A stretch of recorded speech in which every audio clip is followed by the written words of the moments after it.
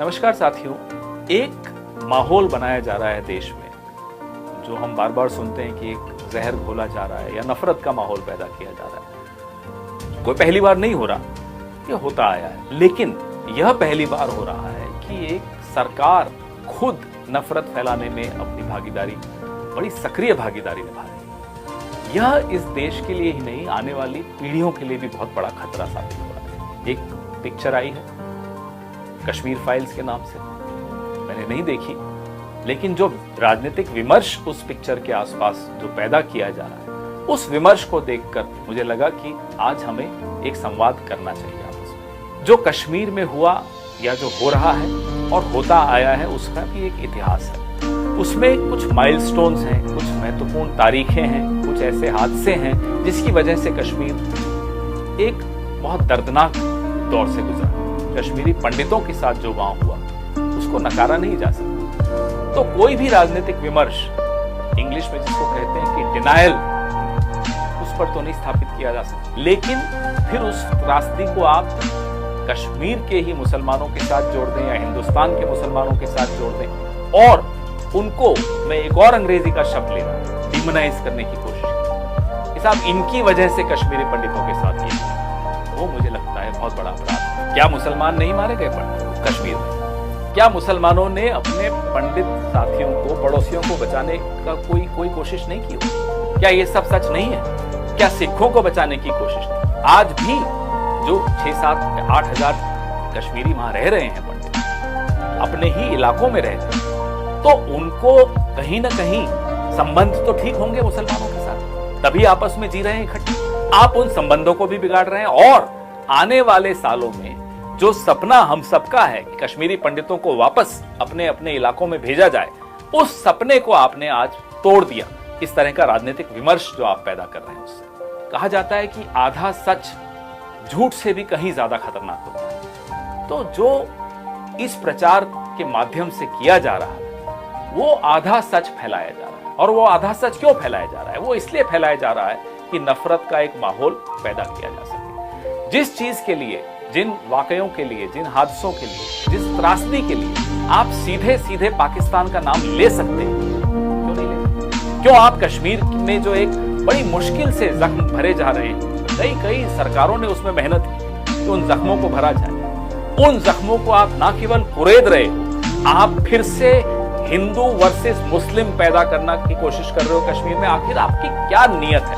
एक कश्मीर को आप पूरे देश में एक शोकेस बनाकर प्रस्तुत करना चाहते हो और पूरे देश में एक नफरत का माहौल पैदा करते। ये एक पाप है, अपराध से कहीं ज्यादा अधिक। रूबिया सईद का जब अपहरण हुआ 1989 की बात, किसकी सरकार थी? विश्वनाथ प्रताप सिंह की सरकार। कौन थे उसमें गृह मंत्री?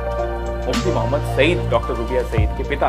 फारूक अब्दुल्ला मुख्यमंत्री थे कश्मीर के। ये तथ्य बड़ा महत्वपूर्ण है। फारूक अब्दुल्ला बिल्कुल खिलाफ थे कि आतंकवादियों की जो मांग है 5 आतंकवादियों को रिहा करने की, उनके साथियों को रिहा करने की, वो उस मांग के खिलाफ थे कि इसको नहीं मानना चाहिए। किसने उनको डराया, धमकाया और वो मांग बनाई? केंद्र सरकार के 2 मंत्री, 2 प्रतिनिधि केंद्र सरकार के, आरिफ मोहम्मद खान साहब जो आजकल भारतीय जनता पार्टी के गवर्नर हैं केरला में, और इंदर कुमार गुजराल साहब। ये दोनों उस वक्त मंत्री थे। इन्होंने जाकर फारूक अब्दुल्ला साहब को डराया।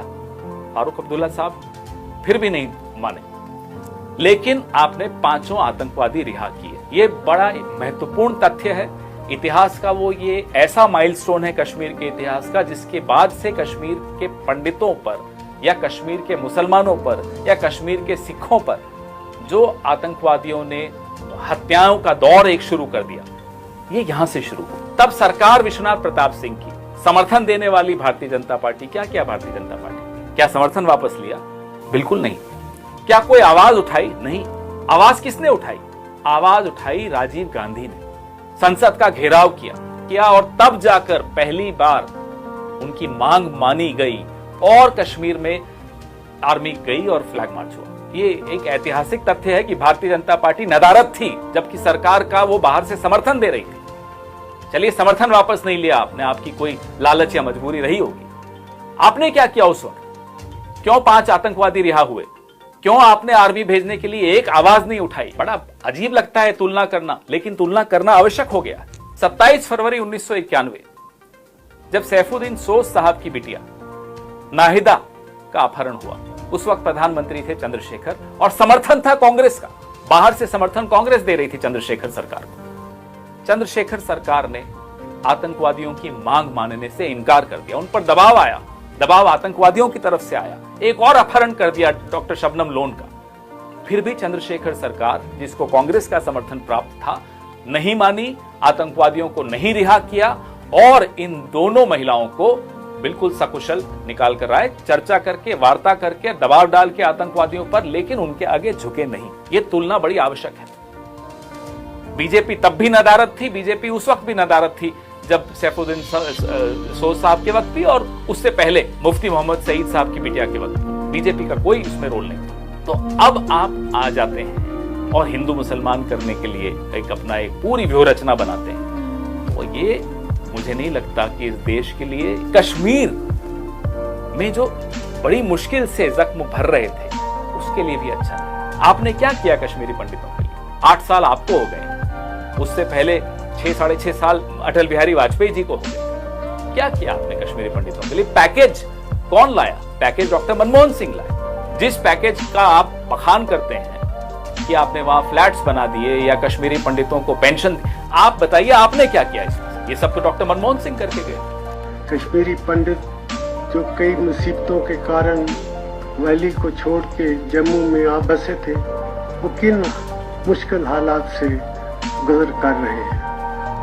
तो उस वक्त जब मैंने देखा तो मैंने भारत सरकार के अधिकारियों से और रियासती सरकार के कारकुनों से ये कहा कि हमें ये कोशिश करनी चाहिए कि कम से कम 2 कमरों के फ्लैट्स हर एक फैमिली को मिलने चाहिए। उसके लिए एक प्लान भी बनाया गया और ये मेरे लिए जानकर खुशी हो रही है कि उस प्लान का पहला हिस्सा 2100 फ्लैट्स अभी तैयार हैं।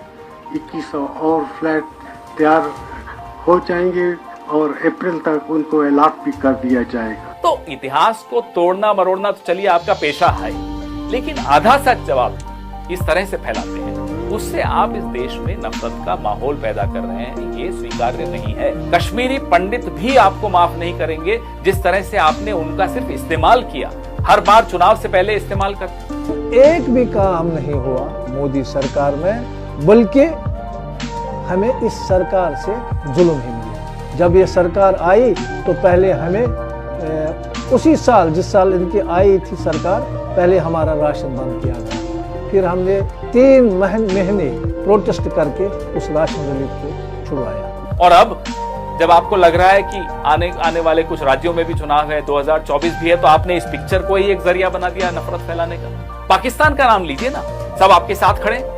पाकिस्तान का क्या रोल उस वक्त रहा पंजाब में आतंकवाद फैलाने का, या कश्मीर में उस वक्त उसी समय ये दोनों चीजें हो रही थी। चलिए, हमसे आप कुछ नहीं सीखना चाहते। अटल जी जब कश्मीरियत, इंसानियत और जमहूरियत की बात करते थे तो उन्होंने भी शायद थोड़ा प्रयास जरूर किया होगा कि जख्मों को भरें। आपने उस प्रयास को भी अंडू कर दिया है। उसके ठीक विपरीत जाकर आप फिर से जख्म फैला रहे हैं, फिर से आप नफरत फैला रहे हैं। इसका खामियाजा आपको भी भुगतना पड़ेगा, पूरे देश को भी भुगतना पड़ेगा, लेकिन आने वाली कई पीढ़ियों को भुगतना पड़ेगा। चुनाव जीतने के लिए आप कुछ भी कर गुजरेंगे। मुझे उम्मीद है शायद आप अगर जागते हैं 18 घंटे तो यही सवाल आपको जगा के रखते होंगे। पुलवामा में आरडीएक्स कैसे पहुंचा?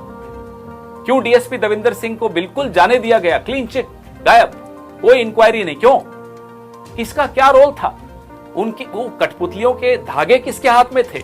ये सब सवाल भी देश आपसे जानना चाहता है। तो आप पिक्चर देखनी चाहिए, सबको देखनी चाहिए, सच बाहर आना चाहिए। इसमें किसी को कहीं कोई गुरेज नहीं होना, लेकिन पूरा सच सामने आना चाहिए। और उस सच के पीछे की जो मंशा है वह भी सबके सामने स्पष्ट होनी चाहिए। नफरत फैलाना बिल्कुल मुझे नहीं लगता कि किसी को भी मंजूर होगा। कश्मीरी पंडितों के साथ जुल्म हुआ है। हमें मारा, हमें घसीटा गया, हमें वहाँ नारे लगते थे कि आप कश्मीर छोड़ दो। कश्मीर में कश्मीरी मुसलमान जो हिंदुस्तानी है उनको भी मारा गया, वो नहीं दिखाया गया है फिल्म में। और जो सिख मारे गए हैं वहाँ, मिलिटेंसी की वजह से उसको नहीं फिल्म में जोड़ा गया है। मुझे लगता है कि इस तरीके की यदि पिक्चरें बनेंगे वो एक दूरियां पैदा करेंगे, उधर से भी तो इधर से।